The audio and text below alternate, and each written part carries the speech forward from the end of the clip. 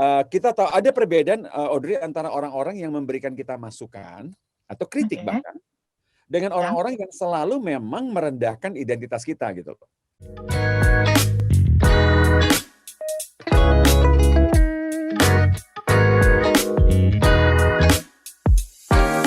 Small listeners, kita akan berbincang bersama Pak Hing ya.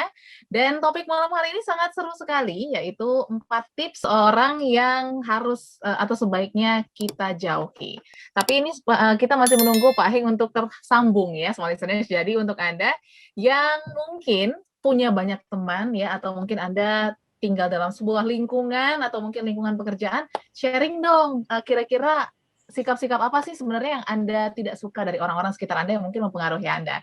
Dan sudah hadir Pak Hing malam hari ini. Halo, selamat malam Pak Hing. Malam, selamat malam. Ya, sehat ya Pak Hing ya? Amin, sama-sama sehat semuanya Audrey, semua Smart Listener sehat. Oke, kita semua sama-sama sehat dan pastinya juga semoga sehat juga dalam hubungan relasi kerja gitu ya, relasi persahabatan, keluarga dan lain sebagainya. Hari ini kita mau belajar Pak Hing 4 tips sikap orang lain ya yang harus atau sebaiknya kita jauhi. Tapi kan memang kalau kata orang kan pilih-pilih teman ya Pak Hing ya, harus pilih-pilih teman. Ini berarti benarkah atau gimana nih kalau mengacu ke tema kita? Bukan pilih teman, Oke. tapi pilih teman intim ya, teman akrab gitu loh. Oke. Kalau teman mah teman aja sama semua orang, maksudnya ya kita nice sama semua orang, cuman untuk mengakrabi gitu ya. Kalau saya sebut mengakrabi dalam istilah NLP itu adalah yang kita izinkan kata-katanya banyak masuk ke telinga kita, yang kita izinkan sikap-sikapnya banyak masuk ke mata kita yang kita lihat itu loh.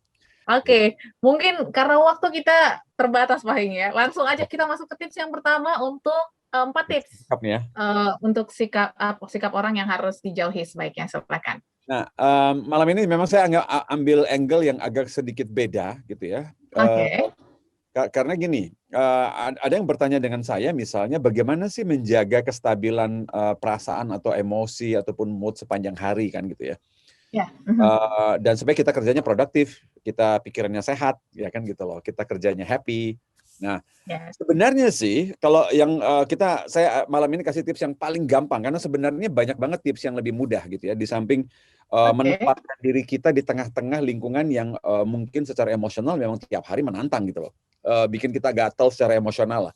Istilah jangkauan zaman sekarang orang bilang toxic environment gitu ya. Cuma saya nggak mau pakai istilah itu, kayaknya toxic itu gimana gitu. Negatif banget gitu ya Pak Hing.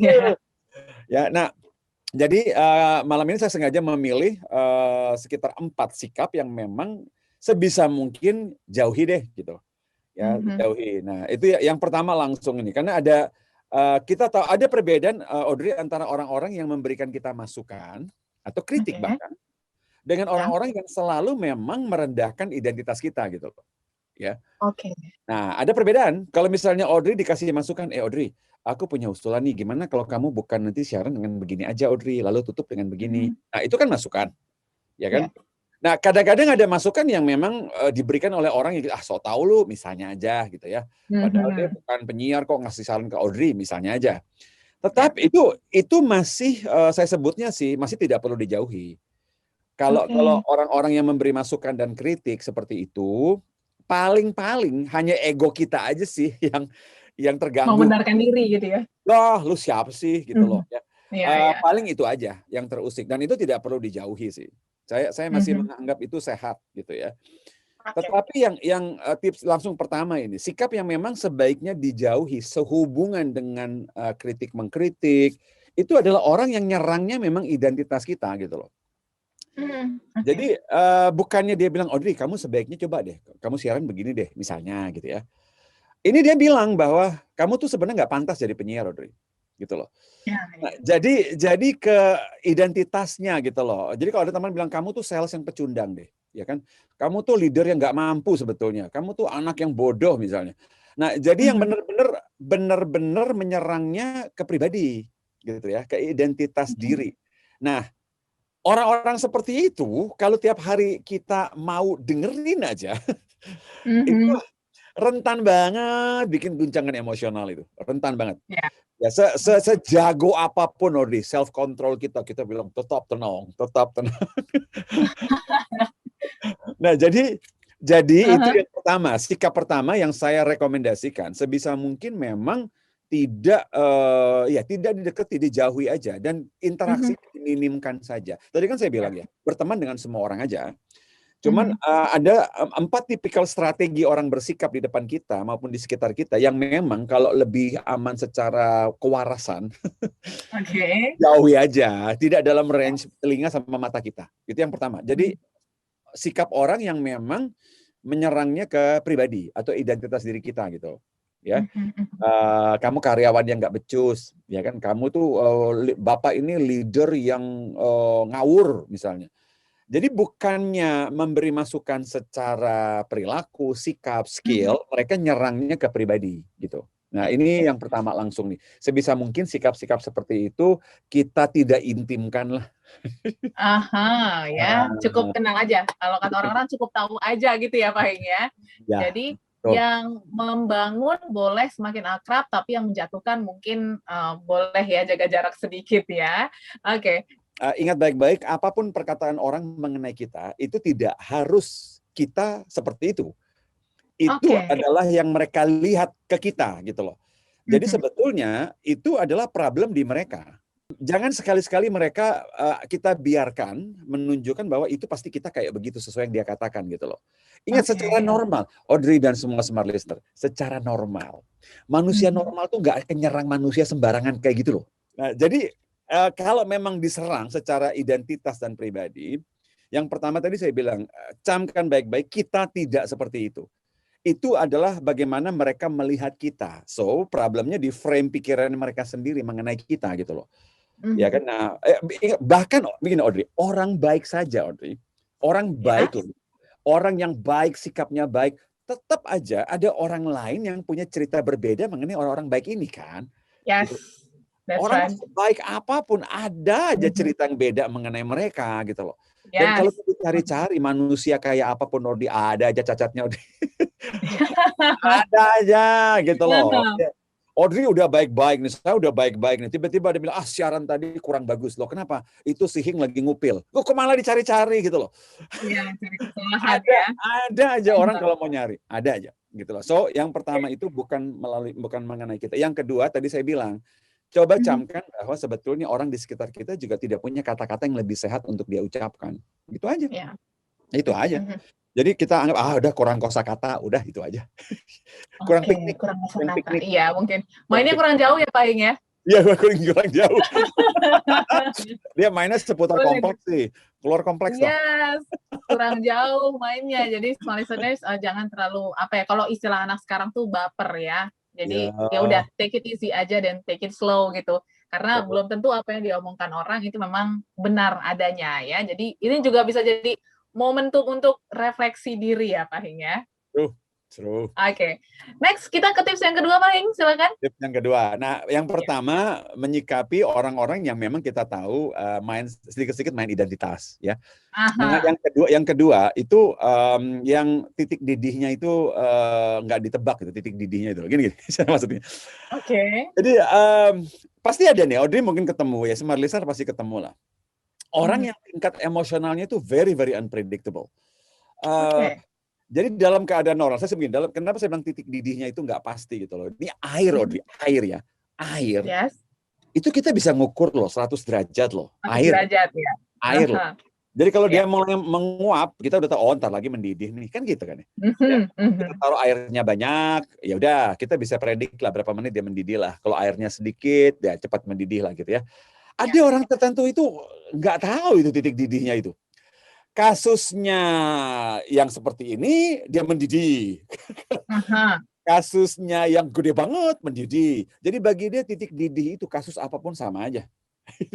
Nah, jadi kenapa saya bilang sebaiknya kita tidak terlalu rapat, sebisa mungkin kalau tidak terlalu banyak interaksi adalah karena ingat, manusia punya mirror neuron. Manusia ini kita punya mirror neuron. Orang yang kita observasi sering-sering, orang yang kita dengerin kalimatnya sering-sering, nada tinggi, nada tinggi, nada tinggi, yang kita lihat wajahnya tiap kali geram ngaco, pelan-pelan kita kepancing. Pelan-pelan kita kepancing gitu loh. Apalagi orang-orang saya bilang unpredictable. Kita ketemu dan memberi laporan, misalnya laporan yang normal lah, yang kita tahu ya udahlah tidak sempurna, dia bisa memperlakukan itu sebagai kriminal tingkat tinggi kan gitu loh. Ini yang saya maksud dengan orang yang titik didihnya tuh nggak jelas. Ya titik didihnya unpredictable gitu. Air aja bisa ditebak kok gitu loh. Yes. Ini kok rumit sekali. Gitu loh. Nah ini yang kedua. Yang istilah orang umum Audrey dan smart listener itu adalah orang yang kita sebut temperamental. Gitu, temperamental. Nah, tapi saya nggak mau terjebak dengan istilah. Saya lebih senang menyebut bahwa orang ini memang titik didihnya unpredictable. Jadi bahkan kalau dia lagi tenang nih Audrey. Kalau dia lagi tenang, kita was-was loh. Iya, nggak tenang gitu ya. Takut nih tiba-tiba berubah gitu ya. Gitu. Kita bilang, waduh ini saya jangan salah ngomong ini. Karena salah ngomong tuh bukan satu kalimat, satu huruf. Ini belum jadi huruf, belum jadi kata loh. Belum jadi kata loh. Dia udah langsung Nah, orang-orang seperti ini secara kesehatan dan kewarasan mental kita pun tidak sehat untuk kita gauli gitu loh. Nah, apakah kita tetap harus berteman aja, jangan dimusuhi, jangan di-unfriend lah, jangan di-unfriend, jangan di-block lah. Cuman kurangi lihat status mereka aja. Oke, status ya. Tidak usah notification dari mereka lah, udah silent aja. Tadi Pak Hing mengatakan bahwa kita punya apa ya, mirroring lah gitu ya. Jadi kita kemungkinan besar tuh bisa terpengaruh dan mungkin mengcopy lah ya Pak Hing ya. Tapi gimana nih ketika memang mungkin rekan kerja yang memang kita diharuskan untuk bersama selalu satu tim, ini kan repot ya Pak Hing untuk mungkin menjauhi. Ada solusi atau tipsnya nggak Pak Hing? On need basis. Oke. Karena interaksi kita sepanjang hari bersama misalnya, ini pertanyaan yang bagus banget Audrey, karena di luar sana smart listener juga sering nanya begini loh, saya mau hindari gimana orang tiap hari kerjanya bareng sama dia kan gitu loh. Ya, perhatikan kita tidak menghindari pertemanan maupun menghindari bersama satu tim sama dia. Kita tidak menghindari. Bahkan kalau misalnya pergi bareng-bareng canvassing, tour klien trip menuju ke klien bareng-bareng pun kita bisa saja kalau diajak ngomong kita sorry kita ini ada penting banget pesan dari klien misalnya. Kita menghindari aja. Jadi berusaha setidak-tidaknya mengurangi interaksi ya, tetap berteman. Saya tadi sarankan bertemanlah dengan siapapun, tetapi intimnya saja yang kita pilih, intimnya sama siapa gitu loh. Pengaruh banget sama pengaruh sama ininya state, dalam istilah NLP state kita sepanjang hari. Nah, ini kita baru nih optimis. Wah, habis ikut seminar motivasi. Wah, habis meditasi. Wah, ketemu 4 jam, lihat di orang itu 4 jam terpengaruh state kita gitu loh. Jadi sebisa mungkin kurangi ini dua channel yang sebaiknya kita batasi. Mendengar. Mendengar. Yang kedua adalah melihat.